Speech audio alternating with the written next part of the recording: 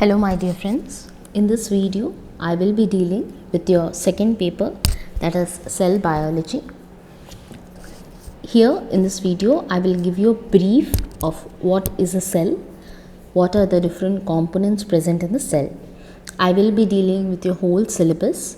I will be dealing with all the cell signaling pathways which most of the students have difficulty in, face difficulty in.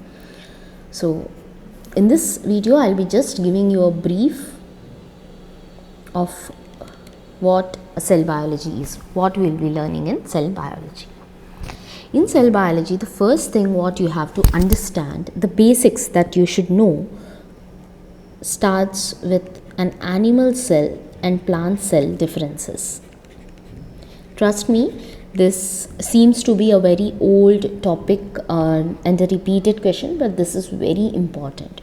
Because there are certain organelles which are present in animal cell and plant cell and which are common to both the cells, and which are some organelles are exclusively present in plant cells like chlorophyll.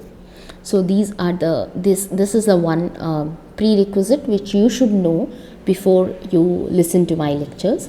And the second thing is the differences between prokaryotic organisms and eukaryotic organisms. If you want me to deal with these two, just comment in the comment section. I'll deal with these two differences in detail. Okay, now let me start. As it is written, this is an animal cell. That means cell wall. You will not find a cell wall. A cell wall is not there in an animal cell, right? So the outermost layer is the plasma membrane. You can see here, this is the plasma membrane. And inside the plasma membrane, you can see the cross section in which you have the central nucleus. And with the nucleus, students are often confused between these two organelles, the endoplasmic reticulum and the Golgi complex. Where to draw the Golgi complex, where to draw endoplasmic reticulum while drawing an animal cell, right? So always remember, whenever you draw a nucleus, the organelle that is attached to the nucleus is endoplasmic reticulum. It is not Golgi apparatus. Okay, Golgi apparatus is farther away from the endoplasmic reticulum. The continuous membrane with the cellular membrane or the nuclear membrane that is continuous is the endoplasmic reticulum membrane, right? So the nuclear membrane is actually continuous with the endoplasmic reticulum membrane, right? So first you will draw nucleus, then you will draw endoplasmic reticulum, then the rough ends, you will further divide the endoplasmic reticulum into two halves, that is rough, in which you will draw the ribosomes, and the smooth, where the ribosomes are absent. And you will draw the you can see the Golgi complex, okay, that is present with all the trans units, cis units, maturation unit and all. Then you will draw the vacuole, you will draw the powerhouse of the cell, that is nothing but mitochondria, right? This is the mitochondria. And then lysosomes, okay. Then you will have other organelles such as centrioles, and you will have cytoplasm and ribosomes. Yeah, and one more point which is very important is ribosome is common for both prokaryotes and eukaryotes, right? This is the only organelle that is present in both prokaryotes and eukaryotes, right? Okay, now I'll tell you very briefly or in a very articulate manner what are the functions of all these organelles, right? First, we'll be starting with the nucleus. Nucleus, you all know that nucleus is a brain of the cell. You can say it's a brain of the cell because it contains all the genetic information in it, right? So it is a double layer, right? It has outer layer, outer membrane and inner membrane. You have pores, right? And inside it you will have the genetic material, right? So basically it is a site where the transcription happens. The genetic material that is present there, that is nothing but DNA. In humans, if it is human, then the genetic material is DNA, right? Otherwise it can be RNA as well. this DNA will be converted into mRNA. Let me remind you, RNAs can be of different types doing different functions. The RNA that actually encodes the information from DNA is known as mRNA, where M stands for messenger because it carries a message. This transcription process actually happens in the nucleus, right, where the genetic material is present.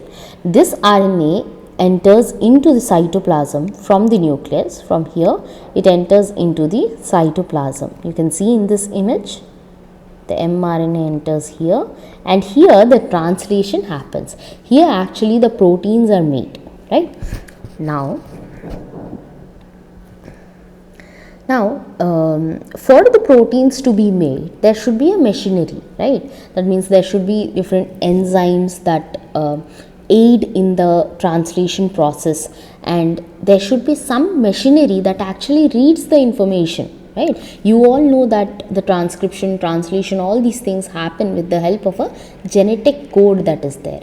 Genetic code means for every 3 nitrogenous bases, which is known as a codon, it codes for an amino acid. If you take the example of AUG, it is a start codon and it codes for an amino acid named methionine, right? So this is the genetic code, but some machinery should be there which will read this information, right?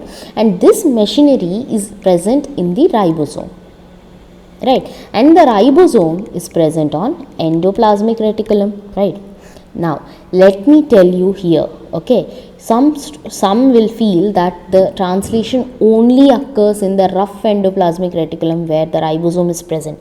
This is not correct, okay. Some translation happens in the cytoplasm also, because ribosomes can be of 2 types, right? I am writing here, ribosomes can be of 2 types. It can be bound ribosome, it can be free ribosome, okay. Free ribosomes means ribosomes that are freely floating in the cytoplasm, okay.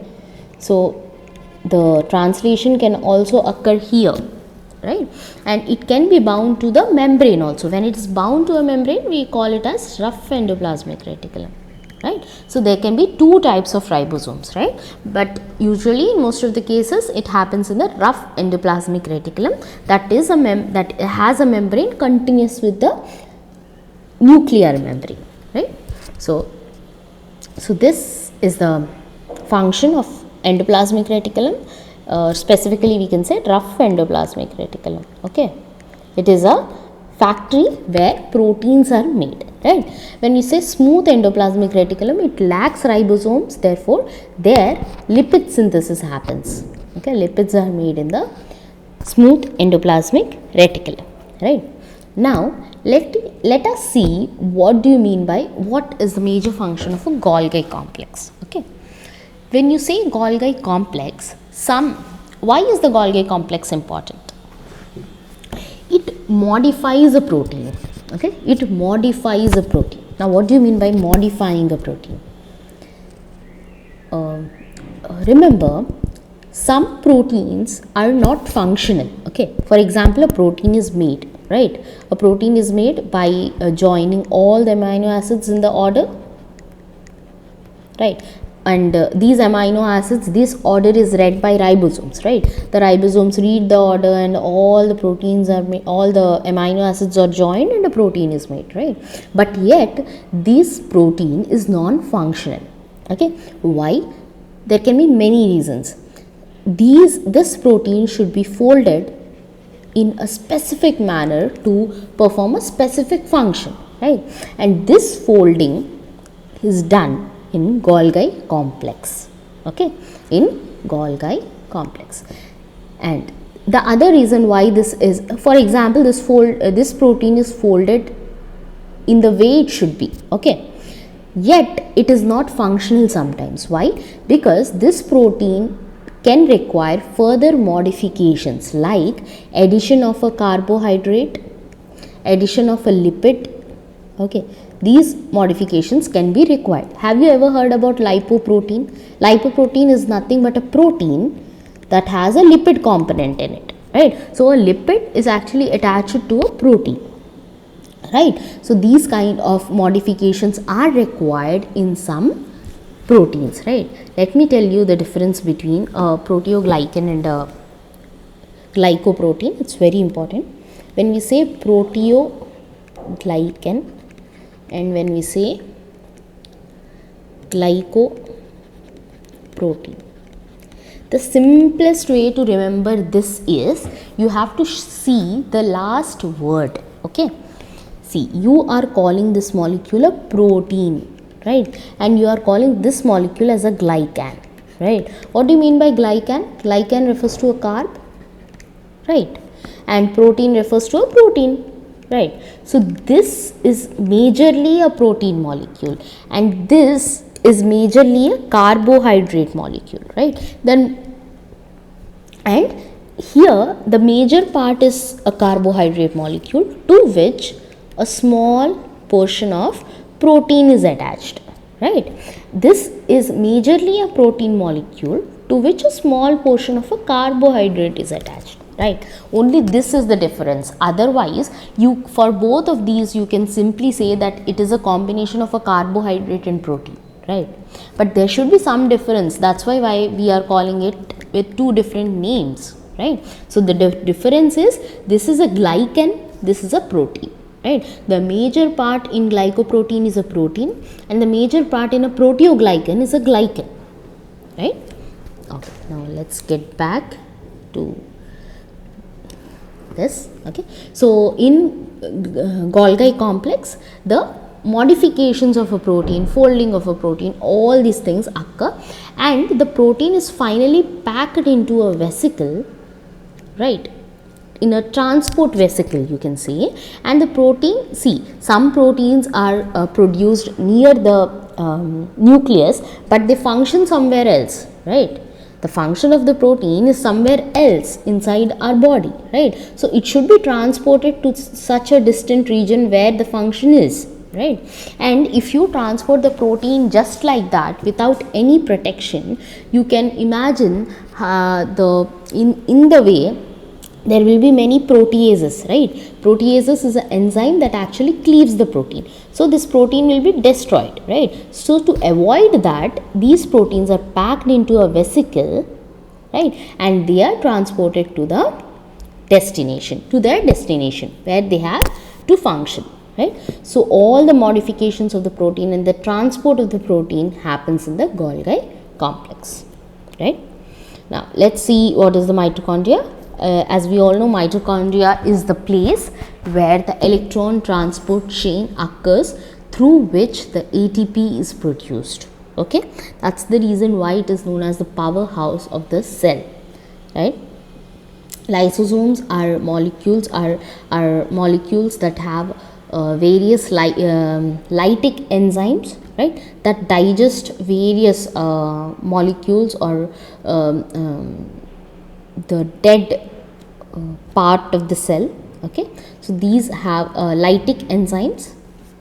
And you have the plasma membrane, which is a lipid bilayer membrane, right? And that is semi-permeable, which permits only certain molecules to pass through it, right? And finally ribosomes. We have seen what ribosomes are. Ribosomes take part in the protein production, right? If we see vacuole and centrioles and microtubules, these two have a role in cell division. Yeah, it has nothing to do in a normal cell. It plays role in cell division, right? It plays a role in segregating the genetic material during cell division, right? And vacuole can be of different types. It can be a transport vacuole. Maybe the vacuole is transporting a protein or a lipid or a carbohydrate to somewhere else in the cell or outside the cell, or it can be a storage vacuole. Some of the food molecules are stored in these kind of vacuoles, right? So this is the overview of a cell. In our subsequent lectures, I will be dealing with all of these organelles in detail in each lecture, and I will also be dealing with the cell signaling mechanism, which is really important for your exam. Thank you.